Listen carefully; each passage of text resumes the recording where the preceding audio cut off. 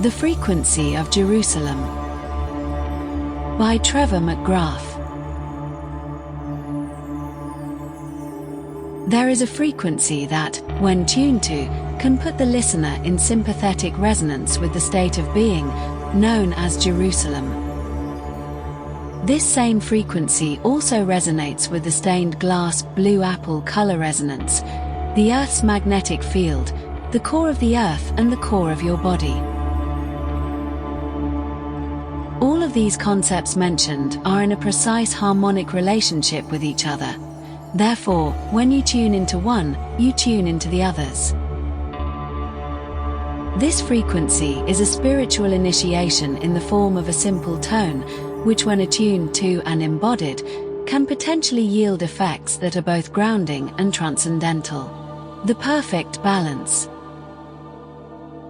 Before getting hung up on the shape of the Earth, I'd like to state that this concept applies despite what shape the Earth might be, and though I am using globe images to represent the Earth, I am not trying to imply anything other than a visual metaphor for a much larger concept.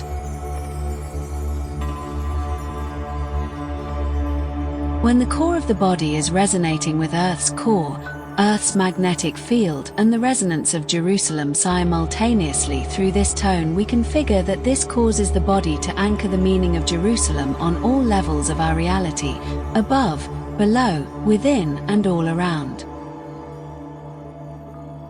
The magnetic field stretches above, the core is below, the human's core is within, and Jerusalem is all around, and consciously experienced as such, once we tune into it.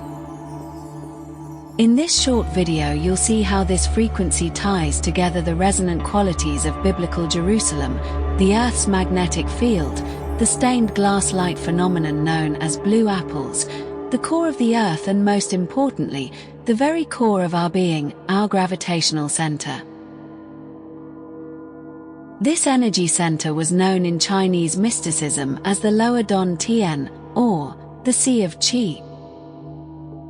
The term Dan Tian translates to English as elixir field. This energy center is not a chakra. It is in a different category of the body's energetic system and is more of a storage center and an inexhaustible source of fuel for the rest of the systems to be activated if this center is balanced and facilitated. First I'll simply lay out the claims, then later I will explain how these claims are not arbitrarily determined. Given the explanation is a bit too mathematical for some people's taste, I figured I'd save that for last. But for the skeptics who might be watching and wondering, I'll say for now, I'll mainly be using 343.728 meters per second as the speed of sound, and later on I will explain exactly why I am using this particular measurement. Also, I'll be relaying the frequencies as tones in the audible range of hearing, though in some cases the calculated tone is much lower below the range of human hearing. Octaves are all in unison however, therefore, 100 Hz carries the same soul aspects as its next octave up, 200 Hz, and this continuity of qualities continues up and down the octave scale. Now, here's the most blunt version of the claim. Biblical Jerusalem, the magnetic field, Earth's core, your body's core, and the stained glass blue apples all resonate at octaves of 149.3 Hz. This resonance ties all of the concepts previously named into one integrated resonance which we can all tap into through sound or light when tuned to this frequency. Now that the general idea of this video is made clear, I'll explain in more depth. In terms of light, this sound frequency converts to the range of blue light, the same blue light in the two cathedrals that create the blue orb anomaly revolving around the mystery of the Grail, Magdalene, and the cathedrals. In terms of sound frequency, 149.3 Hz resonates as a high-spectrum D note, close to D sharp but not quite. This is the region of the lower tian. In certain schools of thought, it is said that the tian resonates at approximately the range of 300 Hz and its lower octave of 150 Hz, very close to 149.3 Hz, given the fact that each note, when played by an instrument, fluctuates slightly a couple Hz. Therefore, through sympathetic resonance among octaves, 149.3 Hz resonates at the same note that activates the lower tian. This is the core of your body, and in certain ways, the core of other aspects of your being.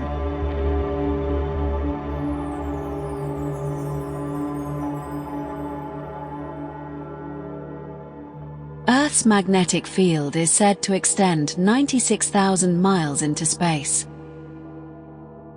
96,000 miles is an exact octave measure of 1,500 miles, which is Earth's core diameter and Jerusalem's diameter. Therefore, the wavelength of the Earth's magnetic field would also be in sympathetic resonance with octaves of 149.3 Hz. To recap, listening to 149.3 Hz, or any of its octaves, will put you in sympathetic resonance with your core, Earth's magnetic field, biblical Jerusalem, and with the blue light spectrum of the blue apple-stained glass orbs, all simultaneously. This frequency is a spiritual activation of its own, you could say, especially when we chant along and match the pitch of the tone when it is played. Here's something fascinating that really shows intelligent design in creation. The speed of sound through the iron-nickel core of Earth is 11,000 meters per second. This brings the same frequency range into the calculation as if you were to use the 343.728 meter per second speed of sound, meaning that the speed of sound in air at 68 degrees Fahrenheit, room temperature, is near an exact octave of the speed of sound in the Earth's inner core.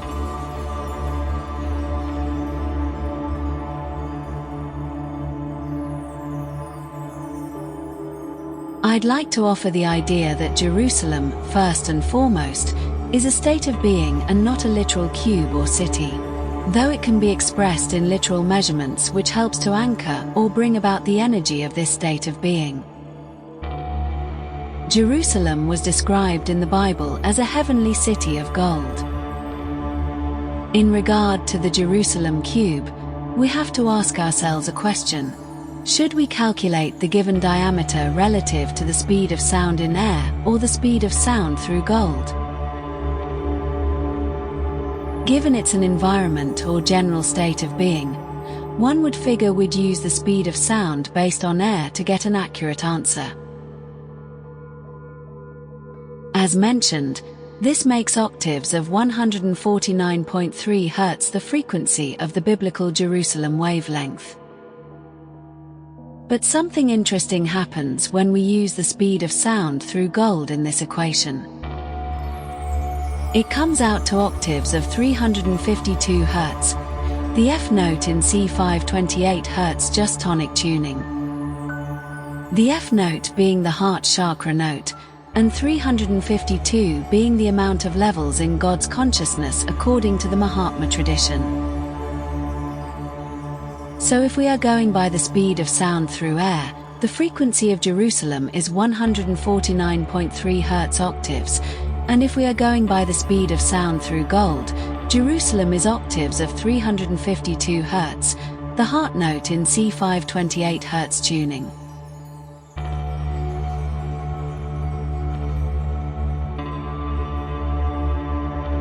Though the blue apple phenomenon is most commonly known in relation to the Church of Magdalene in Rennes-les-Châteaux, France, it also takes place annually in the Lincoln Cathedral about 6 months later on the feast day of Mary Magdalene.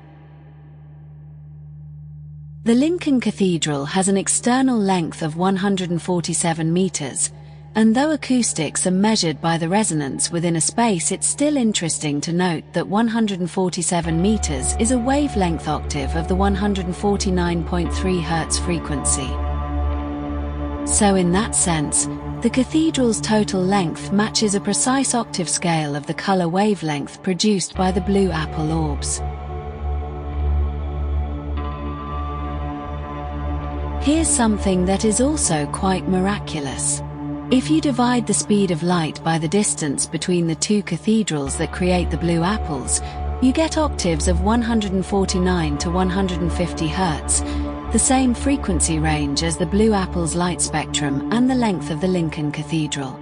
So we can say that the light frequency wavelength between the Church of Magdalene in Rennes-les-Châteaux and the Lincoln Cathedral is a wavelength octave of the Lincoln Cathedral itself, and also an octave of the blue light wavelength which these cathedrals create in their stained glass light show.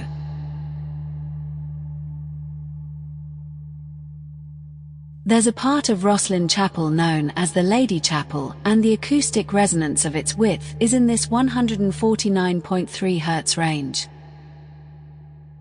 Also, Rosslyn's choir room length resonates at a very close harmonic of 149.3 Hz. Not to mention Rosslyn's overall length is a harmonic of this frequency as well.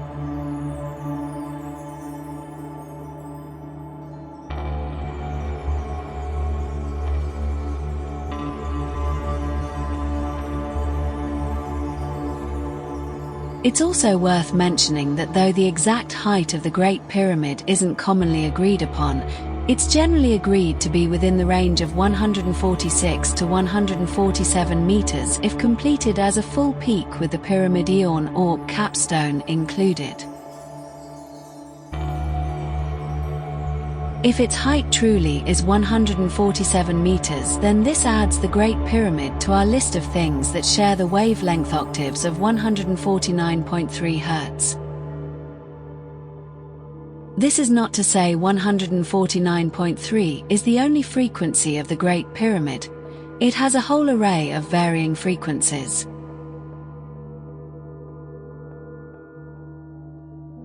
Many sources say the Sphinx is 73 meters long. There are other sources that claim it's actually 73.5 meters long. If it's really 73.5 meters in length, then the Sphinx can be added to our list of things that match the octaves of this all-encompassing frequency.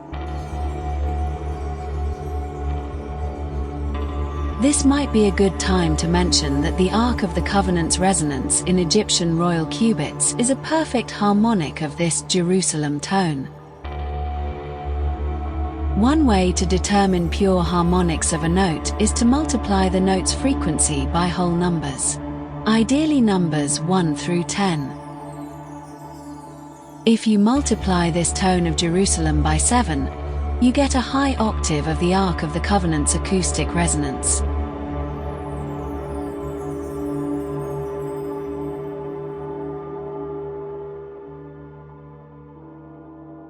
Now once again, the Earth's inner core is 1,500 miles in diameter.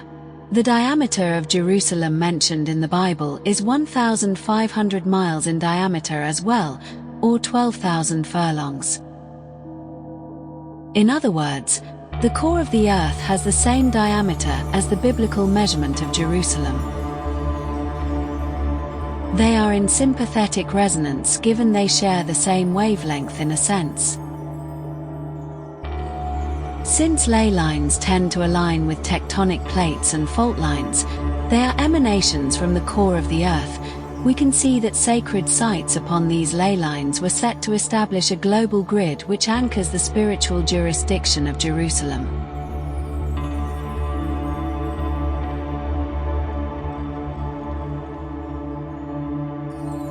Sound travels at different speeds depending on the density of the medium it passes through, as well as temperature.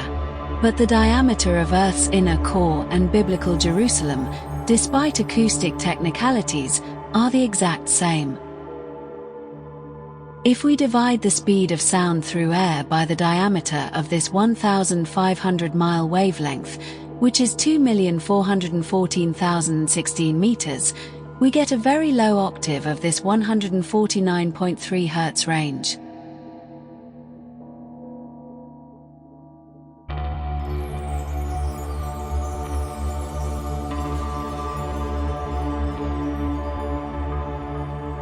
For starters, we must find common ground on what determines a frequency in order to keep these claims outside of the realm of sheer subjectivity. The classic approach to figuring out the acoustic qualities or sound frequency of a space or object is to divide the speed of sound by the length, width, and height.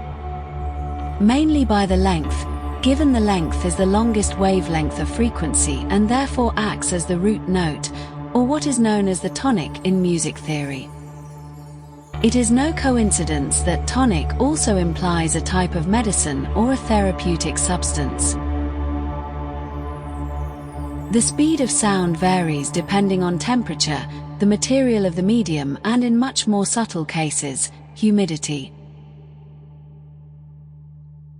Since we are talking in the language of Hertz, also known as cycles per second, we have to question the validity of the second. Despite the fact that common assumption says otherwise, the second is not arbitrary. Though the common claim is that the second is based on the cesium atom, we must look at why the cesium atom is chosen to express the second. This specific atom expresses a quantum constant that doesn't fluctuate under any variable. Therefore, the second is based on a quantum constant, and also correlates this constant with the meter and the Egyptian royal cubit. Interestingly enough, qubit, though spelled differently, is also a term in quantum physics referring to a packet of information containing a 1 and a 0 as particle fluctuations. 343.728 meters as the speed of sound makes the relativity between sound and the quantum length known as Planck length an exact octave relationship when scaled down to size. In other words, if you divide the speed of sound at this speed of 343.728 meters per second by the Planck or quantum length, you'll get a Hertz frequency which will be extremely high and above the range of human hearing. However, if you scale this down in octaves by repeatedly dividing it by 2, you'll eventually find you land upon binary numbers of 1, 2, 4, 8, and so on, within 99.99% accuracy. This shows that the speed of sound at 343.728 meters per second, the timekeeping of the second, and the quantum threshold known as the Planck length are all in sync with each other. The same general room temperature which causes sound to travel at around 343 meters per second through air is the temperature many Masonic structures naturally maintain. It is said that the internal temperature of the Great Pyramid generally remains constant around 68 degrees Fahrenheit. If true, this means that the temperature in that pyramid tunes the space to the quantum realm. I hope this video not only piques your interest but gives you a non-arbitrary basis to trust, in terms of math and physics vouching for the approach taken to determine these frequencies. In closing, I will emphasize once more that this tone of 149.3 Hz combines various key aspects of our reality together into one resonance that we can tune into in order to simultaneously tune into those aspects. Be it the Earth's magnetic field, the blue apples, Jerusalem, the Great Pyramid's complete height, Earth's core, or the core of your own being, each one of these topics implies all of the others through sympathetic resonance. The music heard in the background of this video is a track I created that is tuned to this very tone and its harmonics. If you would like to tune in and meditate to this music without the narration, there's a link to the background music below, in the description section of this video. I hope you've enjoyed the video. If you have yet to, please feel free to subscribe and look around the channel. There will be more to come soon. Thank you for watching.